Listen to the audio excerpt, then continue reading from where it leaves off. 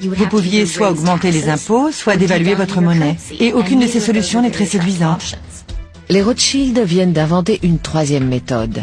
Un gouvernement peut contracter un emprunt auprès d'un organisme privé, comme une banque ou un particulier, en échange d'un titre promettant au prêteur de le rembourser avec des intérêts. Ce fut un moment très important dans la formation des marchés modernes des capitaux. Pourtant, même cette contribution très importante ne suffit pas à faire accepter les Rothschild par les milieux bancaires européens. Quand les financiers sont invités à accorder des prêts très lucratifs pour que la France puisse se reconstruire après la guerre, ils ne sont pas sollicités. À la fin des guerres napoléoniennes, c'est la plus riche famille d'Europe. Et pourtant, à la signature des traités de paix, les Rothschild sont tenus à l'écart. On ne leur donne pas la place d'honneur. Ils sont toujours des nouveaux venus. L'envie et le ressentiment envers les Rothschild et leur fortune s'expriment dans la presse populaire de manière encore plus directe. De nombreux dessins et caricatures ont été publiés. L'un d'eux montre par exemple Nathan Rothschild debout sur des pièces d'or. C'est le genre d'image que le public avait. Les insultes et le mépris ne font que renforcer la détermination des Rothschild. Malgré leur puissance croissante, ils doivent sans cesse faire face à l'antisémitisme.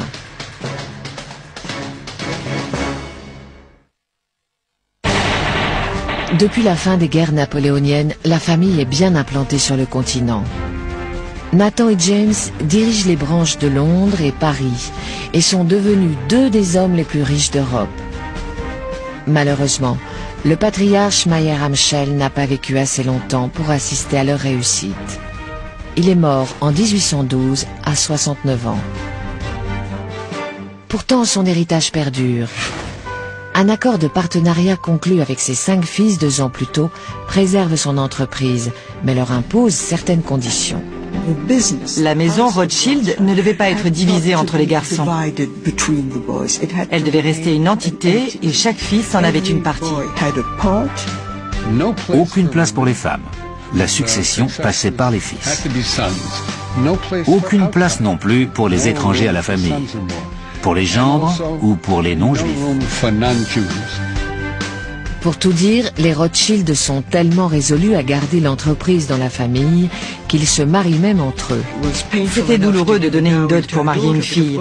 Alors c'était une bonne solution de la verser à un frère ou un cousin qui était aussi un partenaire en affaires.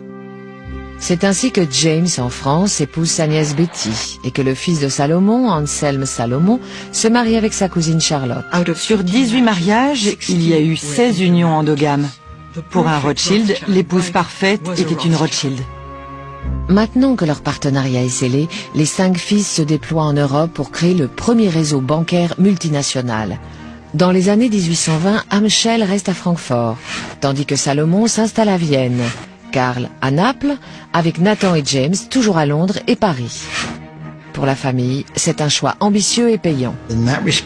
Ainsi, ils ont pu mettre sur pied les fondations de leur dynastie dans plusieurs centres financiers européens. On voit que les 5 frères sont la base de la dynastie Rothschild. Mais leur ascension rapide et la nature transnationale de leurs affaires alimentent également les rumeurs antisémites, accusant la famille de sinistres complots, d'arrière-pensées et de manipulation. Le mythe qui s'est construit autour de la famille était celui de l'influence négative de la puissante famille juive. C'était sans fin et très pernicieux. Pour beaucoup de gens, on ne pouvait pas leur faire confiance. Quelles étaient leurs véritables motivations? Voulaient-ils vraiment être des citoyens français, par exemple? Ou bien avaient-ils une plus grande allégeance envers l'Empire austro-hongrois parce que le reste de leur famille vivait là-bas? De tous les pays d'Europe, c'est la France qui offre aux Juifs les meilleures conditions de vie, car depuis la Révolution de 1789, ils ont les mêmes droits que les autres citoyens. James et son épouse Betty profitent d'ailleurs pleinement de cette ouverture de la société française. Le salon de Betty Rothschild était très réputé. Son français était impeccable et ses manières très sophistiquées. Les Français l'adoraient. C'est elle, par exemple, qui a lancé la carrière de Chopin à Paris. Après avoir obtenu le titre de baron en 1822, les 5 frères deviennent officiellement barons de Rothschild. James est aidé par son amitié avec un jeune noble français, Louis-Philippe. Après la Révolution de 1830, la monarchie de Juillet porte Louis-Philippe sur le trône. Comme les finances du jeune gouvernement sont précaires, le gouvernement demande à James de prêter des fonds pour ramener une certaine stabilité. Une fois encore, les Rothschild bénéficient de leurs relations en haut lieu. Louis-Philippe avait confié tous ses capitaux personnels à James Rothschild. Il avait en partie grandi en Angleterre et il était très ouvert aux idées modernes sur le secteur bancaire. Pour lui, Rothschild était quelqu'un de très compétent. Mais s'il est bien considéré par les autorités, James joue aussi un rôle influent dans la communauté juive en donnant anonymement de grosses sommes pour soutenir des écoles, des hôpitaux et des synagogues. Les Rothschild aidaient la communauté juive, mais dans leur vie quotidienne, ils ne fréquentaient pas beaucoup d'autres juifs, même ceux des grandes familles bourgeoises. Ils étaient plutôt tournés vers l'aristocratie. James était en quelque sorte le roi des Juifs de France, mais c'était un souverain très distant. Dans les années 1840, James fait entrer sa famille dans l'industrie lourde car il devine le potentiel financier des nouvelles machines à vapeur. Ils se sont lancés dans la sidérurgie et l'exploitation minière. Ils travaillaient ensemble dans des mines d'étain, de mercure ou de diamants. James a construit les premiers chemins de fer de France. Son frère en a bâti en Autriche-Hongrie et plus tard, ce fut au tour de l'Amérique du Sud. Il y avait peu de secteurs où il n'intervenait pas. Mais en 1848, des barricades s'élèvent encore une fois dans les rues de la France, secouées par une nouvelle révolution. Louis-Philippe dépose les armes et James risque de perdre la protection des plus hautes instances. Mais quand le neveu de Napoléon, Louis-Napoléon Bonaparte, devient l'empereur Napoléon III en 1852, James l'assure de sa loyauté.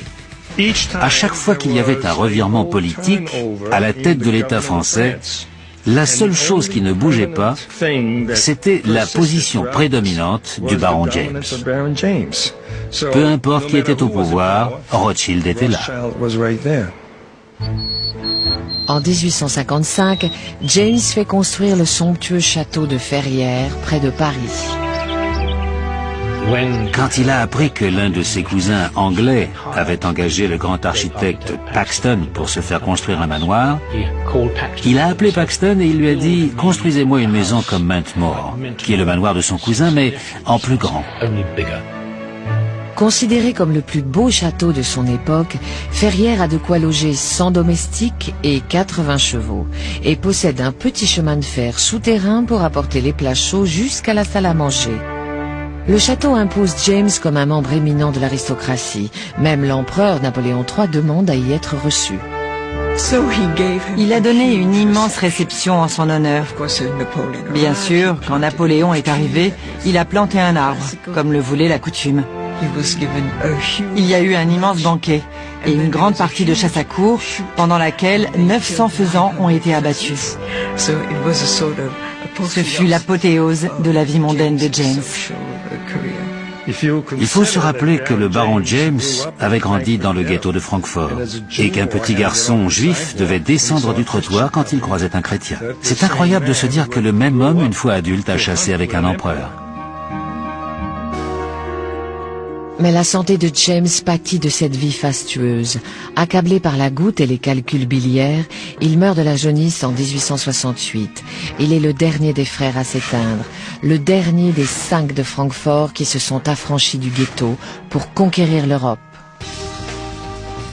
La famille a fait beaucoup de chemin, mais la génération suivante des Rothschild s'attaquera au dernier bastion de pouvoir qui lui échappe encore, la politique.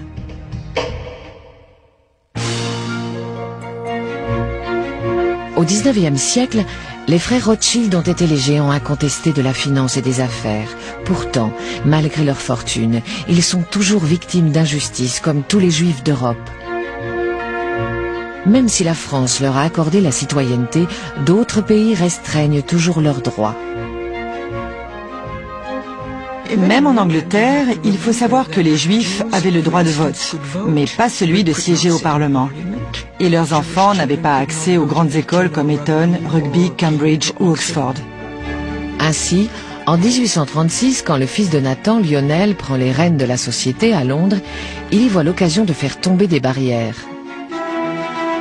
Les réformes sociales balayent la Grande-Bretagne, où le droit de vote est par exemple étendu à la classe ouvrière, et un nombre croissant de gens pensent que les minorités britanniques, comme les catholiques ou les juifs, doivent obtenir l'égalité. Lionel s'intéressait au secteur bancaire, mais avait également des aspirations politiques. À ses yeux, son père avait posé les fondations nécessaires pour que la famille Rothschild fasse plus que des opérations bancaires, et il s'est présenté au Parlement. En 1847, Lionel de Rothschild est candidat dans le district de la City, le quartier des affaires, où il est connu et populaire. Il est largement élu, mais pour entrer en fonction, il y a une condition qu'il n'est pas en mesure de respecter. Lionel devait prêter le serment traditionnel de tous les députés en jurant sur sa foi chrétienne.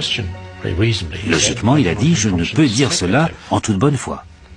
Du coup, il n'a pas pu entrer en fonction. Il se représente, est réélu et une nouvelle fois ne peut pas entrer au Parlement. À chaque fois, il a remporté le scrutin et le fonctionnaire présent n'a pas voulu reconnaître son élection. Donc bien que très privilégiés, les Rothschild étaient quand même en butte à de l'antisémitisme. Au bout de 10 ans, un arrangement a été trouvé et Lionel a pu siéger après une prestation de serment modifiée pour l'occasion. Dans son rôle de député, Lionel se comporte comme un véritable gentleman anglais. Il reçoit l'élite de la bonne société dans son château de Piccadilly et ses 3 fils, Natty, Alfred et Léopold, se font construire de magnifiques demeures à la campagne. Ils étaient si éminents dans la région qu'on la surnommait le Rothschildshire. Ils avaient fait construire des demeures fabuleuses comme Mantmore, Tring et Ascot. C'est le château d'un cousin, Ferdinand, qui a la plus belle de toutes les propriétés des Rothschild. Selon moi, le plus magnifique est le manoir de Whetstone. Le baron Ferdinand a réuni de splendides collections de toutes sortes de choses, des tapisseries, du mobilier français du XVIIIe siècle, des toiles de maître, etc. À Whetstone, il voulait tout ce qui se faisait de mieux. Ferdinand est le château le plus impressionnant. Mais c'est Lionel, grâce à ses contacts dans les milieux politiques, qui peut s'impliquer dans la marche du monde. En 1874, le gouvernement britannique commence à s'inquiéter pour son accès au canal de Suez, une route maritime essentielle vers les colonies de l'Empire. À l'époque, les propriétaires égyptiens du canal ont des difficultés financières. Quelqu'un allait devoir renflouer les Égyptiens pour éviter que le canal de Suez ne fasse faillite. Inquiet du risque d'une prise de contrôle par les Français, le Premier ministre britannique Benjamin Disraeli décide d'acheter une part importante du capital du canal, mais cela coûtera 4 millions de livres. Disraeli est allé voir la reine pour lui dire que c'était la meilleure solution pour l'Angleterre, mais qu'il ne pouvait pas garantir qu'il aurait les 4 millions, parce que le Parlement n'était pas en session. Le Premier ministre se tourne alors vers son ami Lionel de Rothschild. Lionel a dit « Laissez-moi y réfléchir ». Et le lendemain matin, il lui a renvoyé un message disant « Vous avez les 4 millions ». Ainsi, la Grande-Bretagne a pu prendre une participation majoritaire dans le canal. Et Disraeli a envoyé un célèbre télégramme à la reine avec ces mots « Vous l'avez, madame ». C'est un véritable tour de force. Maintenant, le passage par le canal de Suez est garanti pour les navires britanniques et l'Empire continue à prospérer en Inde et en Afrique. La population se réjouit et Disraeli et Lionel sont les héros de la nation. Quand Lionel succombe à une crise cardiaque en 1879, la famille décide de recentrer ses activités sur les prêts commerciaux. La maison Rothschild a atteint l'apogée de sa réussite et de sa puissance sans doute vers 1880. Ensuite, les gouvernements se sont montrés plus rationnels dans leur politique fiscale, leur code des impôts, etc. Si bien que le besoin de financement privé a non pas disparu totalement, mais considérablement diminué. Au début du XXe siècle, le monde doit faire face à de nouveaux défis sociaux et politiques.